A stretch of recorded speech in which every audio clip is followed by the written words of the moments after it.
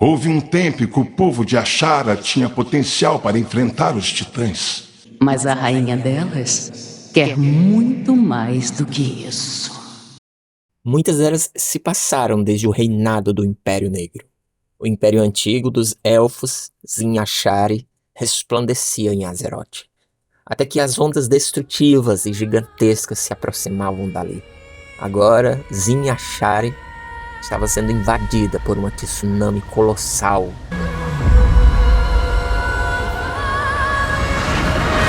Que não só devastaria a cidade, mas levaria tudo para o fundo do mar.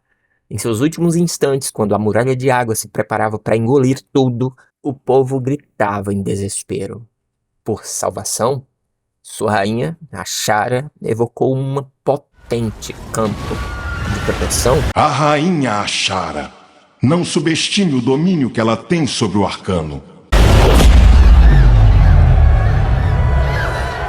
De onde as águas não puderam passar. E por alguns instantes, Zin-Ashari estava salvo.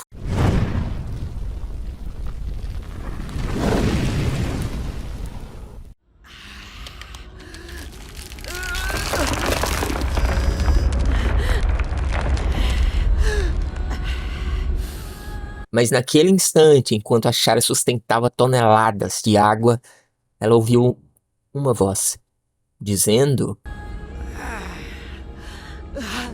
Desista.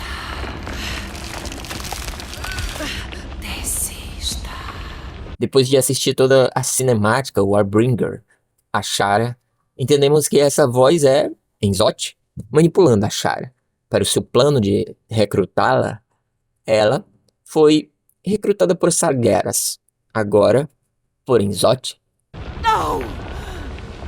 Eu sou a rainha. Eu construí este império.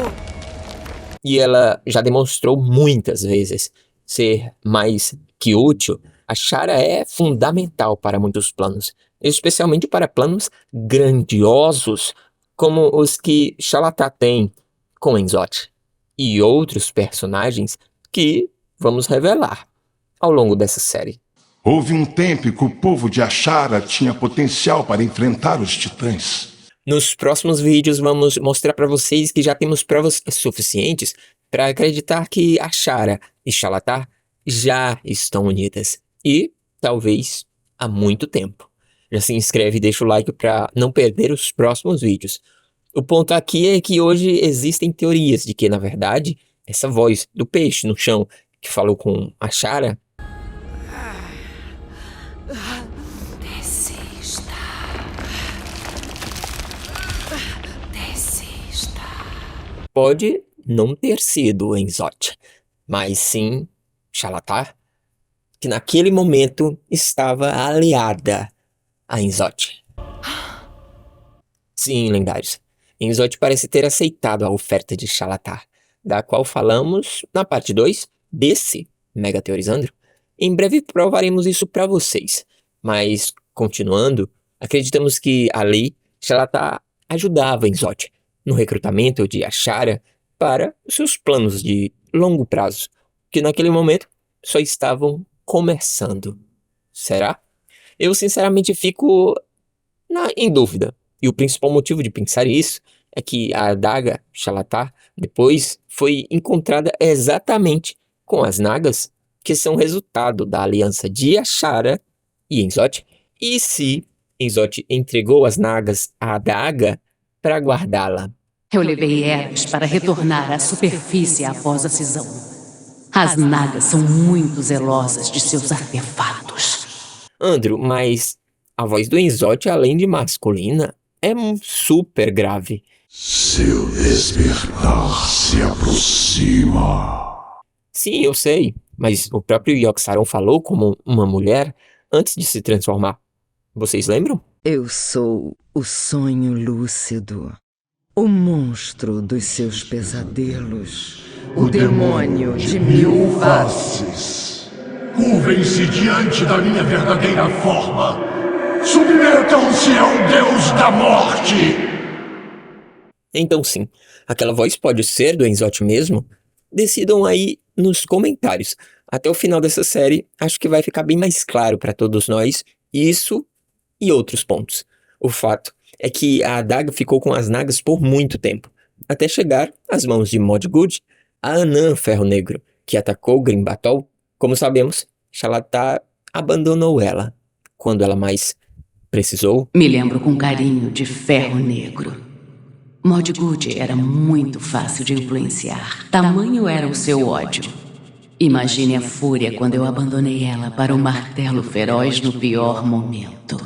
E assim, Xalatar e a sua adaga passaram para outros sacerdotes, até que chegou aos jogadores, terminando sendo usada junto de outros artefatos para desativar a corrupção da espada de Sargeras em Silithus, e assim, se sentindo traída, Xalatar e sua adaga se perderam de novo. Ora, não faz muito tempo ajudei outro mortal a derrotar a Legião Ardente. Meu gesto de sacrifício me deixou enfraquecida. Foi em Battlefor Azeroth, quando encontramos ela mais uma vez, fraca e debilitada, damos almas para ela recuperar suas forças. Use a Pedra do Caos. Ela vai me dar forças para ajudar você a encontrar as outras duas relíquias. Uma pedra capaz de conjurar a escuridão. Isso.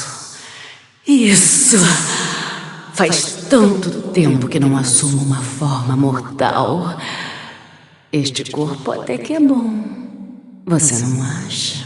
Depois, ela nos guia rumo às relíquias, 3 relíquias, e depois nos encontramos com Enzote, onde vemos Xalatar revelar que tudo aquilo era parte de um pacto entre Xalatar e Enzote, que as 3 relíquias e o jogador eram o preço dela, para que ele, Enzote, libertasse ela da adaga, e ela pudesse ficar com o corpo de elfa, que conhecemos hoje. Andrew, mas para que exatamente Enzote queria essas relíquias? Vamos lá.